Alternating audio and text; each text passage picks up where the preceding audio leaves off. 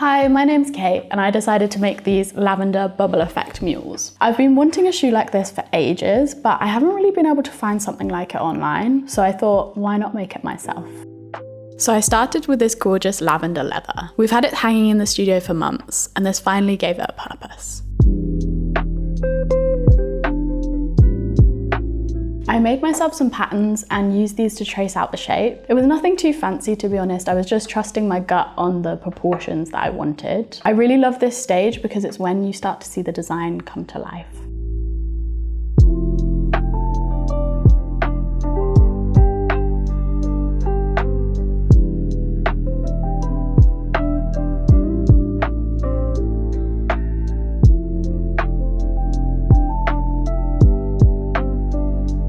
For these shoes, I wanted them to have a pillowy, padded look, so I tried a technique where I added foam underneath the leather.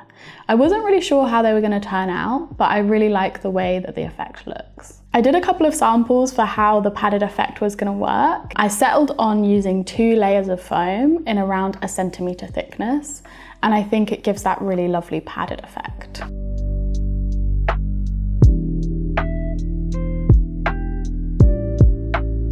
Next, I decided to stitch in between the pieces of foam. This step isn't really strictly necessary, but I think it really makes the padding pop. And it's like a small effort and a big payoff.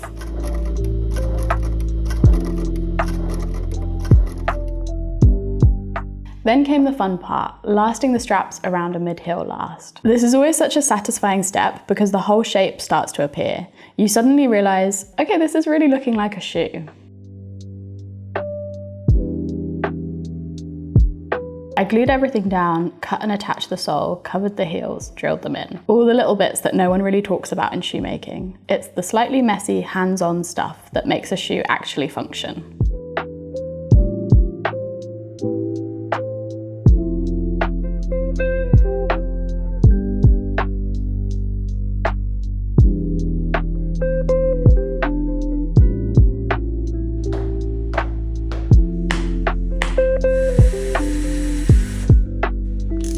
And finally, I made this little matching insock. It's a small detail, but it finishes everything off so nicely and makes the shoe feel complete when you put it on. After a few days of making, sewing, and lasting here in the studio, I finally finished my bubbly statement mules. They're comfortable to wear, bright and playful. They're a bit of a statement shoe, but I absolutely love them. If you enjoyed following along, subscribe to see more shoe projects from myself and the team. And if you're curious about any of the steps or want to get stuck deeper into the process of shoemaking, check out the full ICanMakeShoes online course or join an in-person workshop.